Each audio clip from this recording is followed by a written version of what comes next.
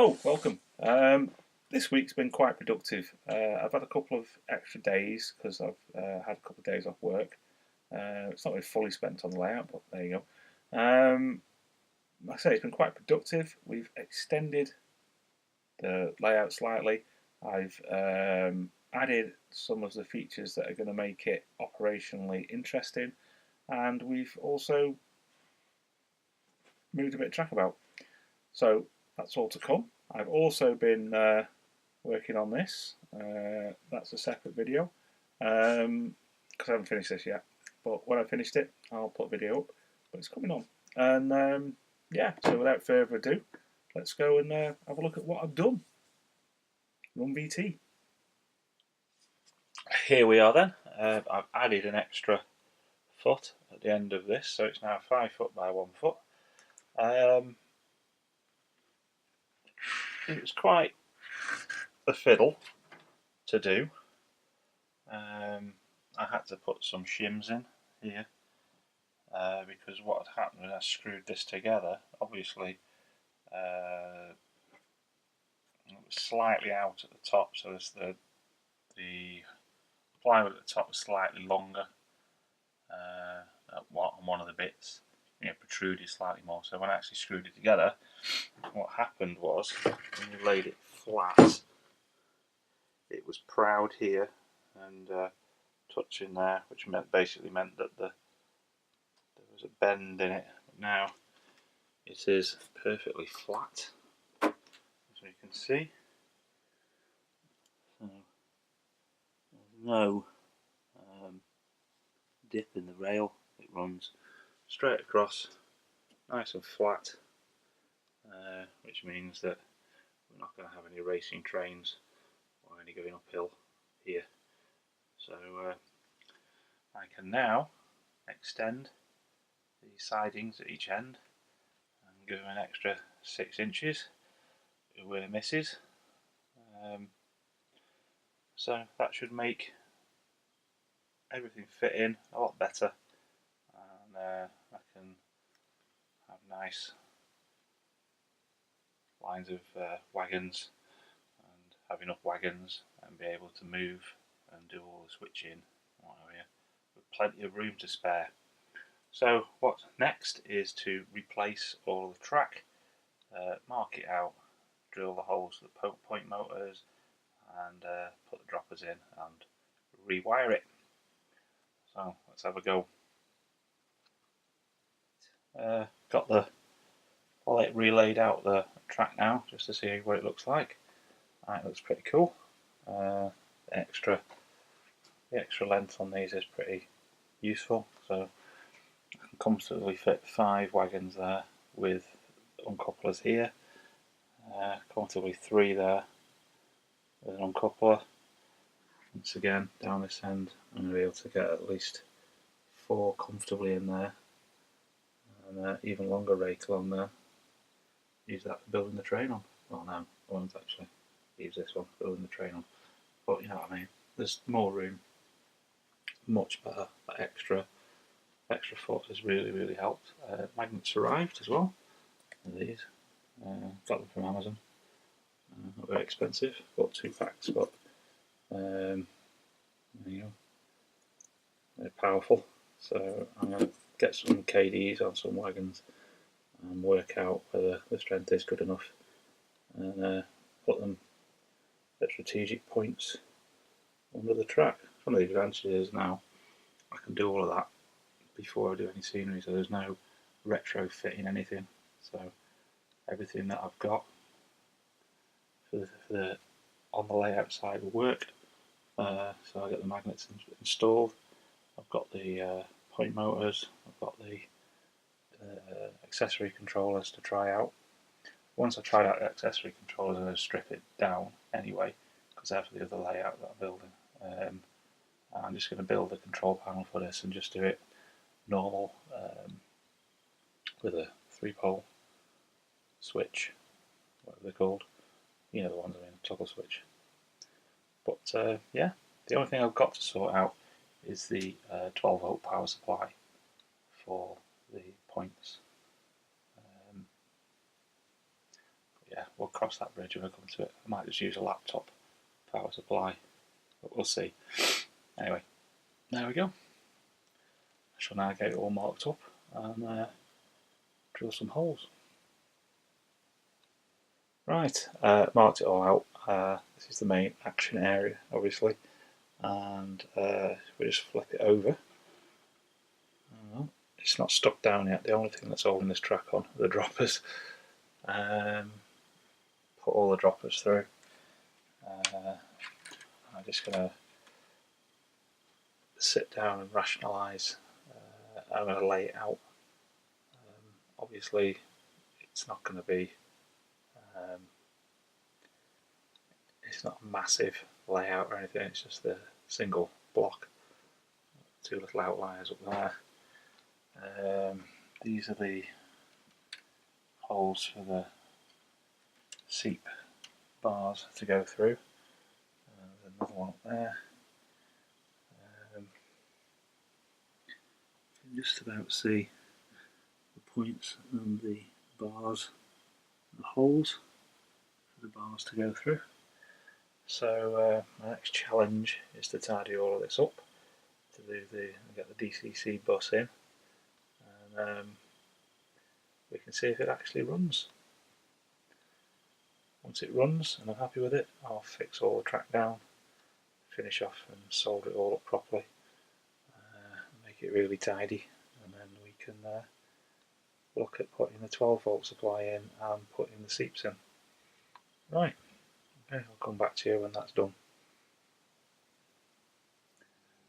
The other thing I'm doing is obviously fitting the magnets. Now what I've done is basically I cut a bit of plastic card that covers the width of the track, put the magnets on it, a bit of cork in the middle, and I've cut a recess here. I'll cut recesses for every bit, but I'm just trying. This is just an experiment. So that pops in there. Oops. Like so. So that's like under the track, and then we fit the track on. Okay, so oops, that's not on. Fit the track on over the top, and I've got the KD couplers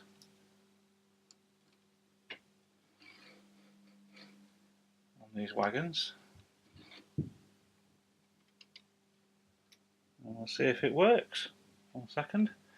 So right, so let's see. The theory is that under tension the wagons will go straight across, which is fine, that worked. When we come back, you should see them move, separate. I should be able to push it back to decouple. Nope. Excellent. So that seems to work. It looks a bit fierce, I think. I'm just going to pick it up again, bring it across. Beautiful. One couple. There we go. Yep, so that works. Love it. This is sort of like, for me, it's a bit like science fiction coming into reality. It's excellent. That is so good. Hey, these are brilliant. Right, so given the amount of wagons that I've got, I'm probably looking at about 200 quid just in KD couplers. Anyway, we'll cross that bridge when we come to it. But excellent. That's absolutely superb. Right, now I can go and do the rest of them. Right, modelling dilemma. Okay, I was just putting the things in for the uncoupling, and I was looking at this bit over here. I thought, right, okay, my original plan was, just let me swing this round a bit so you can see better. Right, so got a Y point there, which splits these off into two runs. Okay, the idea was originally to have a platform in the middle, cut off here, and then just run round that edge and come up that side there with a bit of a warehouse sort of thing and a crane and what have you. Yeah, that's the original idea, which worked really well. Now, what I actually thought was, well, that comes off at a weird angle. Right, so if you're standing here, you've got a sort of strange angle, which is okay. I mean, it's interesting, but I thought that makes life slightly difficult from the point of view of cutting in buildings into the back seat, and you've got all weird angles and everything. So what I thought was, initially, to have this left-hand point, not this one because this is one of the broken ones, and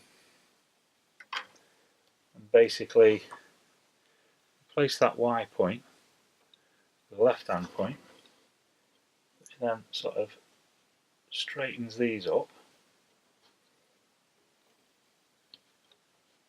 So you've got, and then with a platform here, right, with the same sort of stuff with the warehousing and what have you. So cut off there, round warehousing. I thought, nah, maybe what I should be doing, I'll just quickly do it. Right hand point, so take this out. So I've got a right hand point there, which comes around like so, to the siding, and that extends down the middle. We still have the same cut here with buffers and a bit of a platform thing, or maybe just a wall. And I've got all this all the way along here for industry. So let me spin around so you can see it a bit better. So, all the way along the back there, pretty much to this turnout here, that was you can't see. Alright, I'm stuck. Yeah, to that turnout there, just where the KD pack is. So all that can be scenery, like a platform loading thing, maybe even this end here. We could have a thing in the wall, gate, arched wall, bit of or full wall with a gate, cobbles. Do you know what I mean? Truck.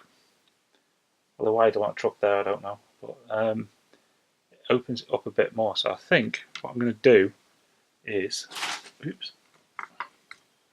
stick in a right hand turnout there. So swap this Y out for a right hand. So that Y out for a right hand. It still gives it the same operational capability, but it opens up the modelling possibilities. And as this is, like I say, lots of experiment for modelling and trying out new things, I do like the modelling.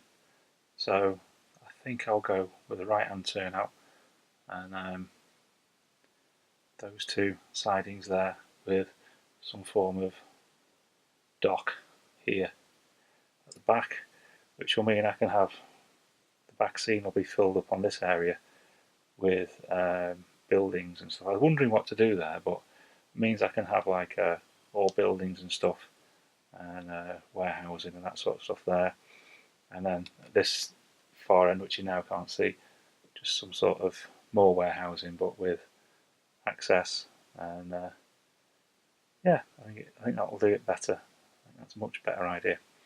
So I've added a bit more work for myself. Right, carry on with the adding the magnets and wiring. So as you can see, quite a lot's been done, and after all that being doing stuff, we hopefully will get something interesting. So now it's time for the money shot. Right, I've had a few tests and decided not to run the DCC system because that loco, which is the only DCC loco I've got here, because I sent the rest off to storage because we're having the basement done. It's just totally unreliable. It wasn't running at all. I was questioning all my wiring and everything.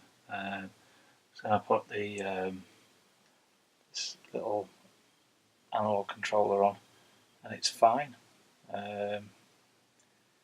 Little sentinel goes flying over the points. I mean, obviously it's a bit rickety in some places.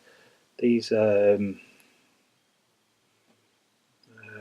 is it? These plastic guide things somewhere.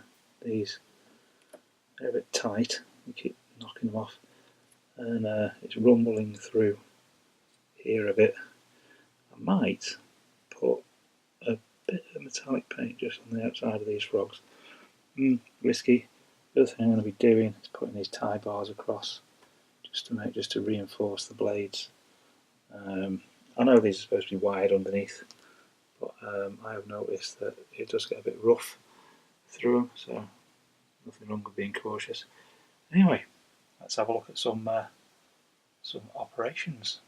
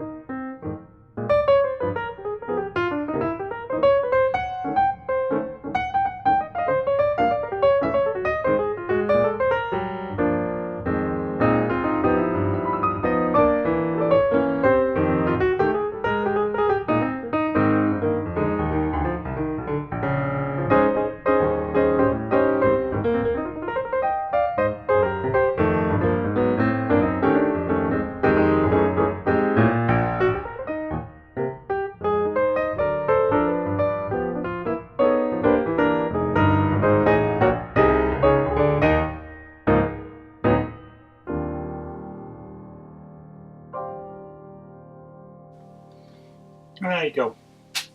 I'm very pleased. Like I say, some of the points need a bit of a look at. Smooth them out a bit, but everything runs through. There's power to everything. So yeah, first operations. Very good. Right, so there you go. Train operations. The first train movements and operational goings on the layout. So that's really good. Quite pleased. I may not get time this next week to do anything because we've got a date for the construction work down here. So hopefully that'll get underway. But I've got to empty the cellar first. We'll see how we get on. But thanks very much for watching. Sorry it's been a bit of a long one, but quite a lot's happened. And yeah, good. Right, I'll catch you in the next one. Thanks very much for watching. Bye.